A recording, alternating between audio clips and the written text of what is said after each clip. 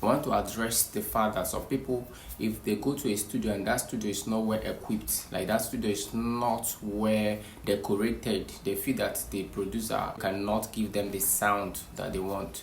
See, let me tell you, in this music thing, it's not about how beautiful your studio is. So it's not about the quality of the system you're using. It's not about how much you bought your speakers or how much you bought your laptop.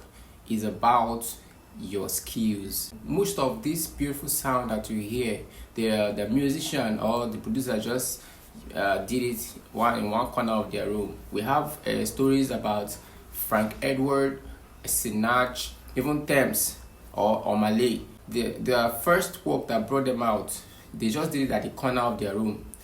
Just a little thing, one laptop, headphone and something, and then boom, it became a hit. So I see some people come to the studio and they'll be looking around. This one fine self sha. So they'll be looking around, this how much. Okay, well the fact, I don't even want to talk about the funny part of it. The funny part of it is that they will expect very high from the studios, and then boom, you tell them price, they will run away. But then let me go straight to the reason for this video.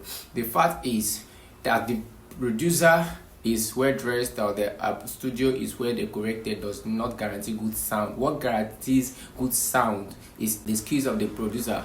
Another thing is sound card is very essential. Yes, sound card is very essential. So you ensure that you're using a very good sound card. I recommend Behringer or Focusrite. That's the popular one. So you can use that one in as much as your sound card is good and your system has FL Studio or Cubase. So even if you're using the smallest version of FL Studio, it's still good. Even if you're using the smallest version of Cubase, it's still very much good. But ensure that the producer knows what he or she is doing. But the most important thing in music making process is the mixing and mastering.